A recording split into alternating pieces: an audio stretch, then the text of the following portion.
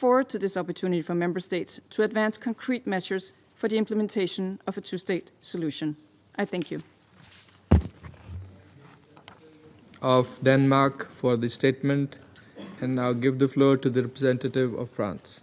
Merci, Monsieur le Président. Thank you, Mr. President. Mr. President, with our British, Danish, Greek and Slovenia partners, we called for this council meeting because there is an urgent need, therefore. I wish to thank the Under-Secretary General for Humanitarian Affairs, Mr. Tom Fletcher. I also thank Executive Director of UNICEF, Ms. Catherine Russell, for their briefings. Their briefings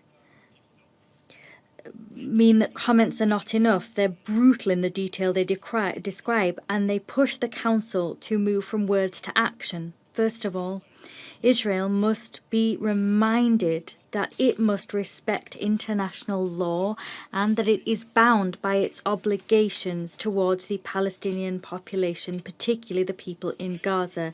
Israel must put an end to its blockade on humanitarian aid. The distribution system managed by the Gaza Humanitarian Foundation is unacceptable. It is incompatible with the obligations under international law and the humanitarian principles of impartiality, neutrality and independence. Since the opening of the Gaza Humanitarian Foundation distribution centres, hundreds of people have lost their lives during food distributions and thousands have been wounded. This is unconscionable. Humanitarian aid, what's more, must never be instrumentalized to serve political ends. It must enter Gaza immediately and at scale. It must do so safely and unimpeded, and it must reach every civilian in need. This in accordance yet again with international humanitarian law. Secondly, the Council must call upon Israel to fully implement its commitments, namely those pursuant to the agreement signed with the European Union on July 10th. That agreement should make it possible to increase the unimpeded delivery of aid. This assistance, as provided for by the agreement, must be provided by the United Nations and its partners. They are the only stakeholders with the capacity to deliver aid while stringently adhering to humanitarian principles and with all possible guarantees regarding the proper distribution of the aid. Of course, food aid, but beyond food aid, medical aid and all other types of aids. All aid to guarantee the survival of hundreds of thousands of innocent civilians who have the right to that assistance and to protection. The Council must reiterate its support to the United Nations and its humanitarian work. However, for as long as Gaza remains an active war zone, this aid will fall short of need. This Council must continue to call for an immediate, comprehensive and lasting ceasefire, as well as for the release of all hostages that remain detained by Hamas. They must be unconditionally released. These are the only ways to guarantee the real protection of people and sustained humanitarian access. Proposals for agreements have been presented. Talks must now forge ahead on this basis in good faith, and once again we commend the tireless mediation efforts made by Qatar, the United States, Egypt, and we support these efforts. Finally, the extremely grave nature of the humanitarian situation in Gaza reminds us every day that it is urgent to strive for a political settlement to the Israeli-Palestinian conflict.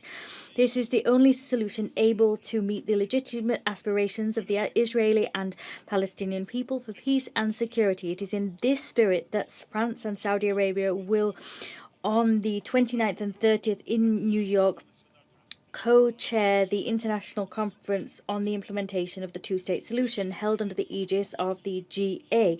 This is not a utopia, it's not a pipe dream, that two-state solution. It is a pathway towards a future. The 8 working groups will work under the UN umbrella, and they will identify tangible ways forward to bring the two-state solution to fruition, to once again restore a political horizon for the benefit of Israelis and Palestinians. I thank you. Representative of France for the statement, and I now give the floor to the representative of Greece.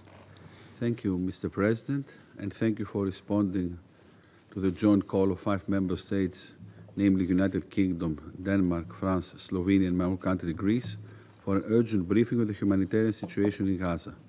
I would also like to thank our briefers, Under-Secretary General Tom Fletcher and Executive Director of UNICEF, Mrs. Catherine Russell, for their briefings. Mr. President, a year and a half into this conflict, a severe humanitarian crisis has taken hold of the entire Gaza Strip. The entire population of Gaza, half of whom are children, is facing conditions of unimaginable distress, displaced, unsafe, deprived of access to basic means of survival.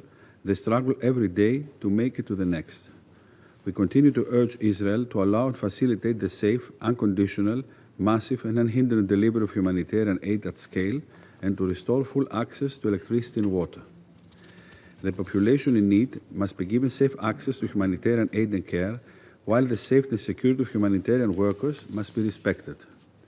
Humanitarian aid must never be politicized or used as a means of pressure.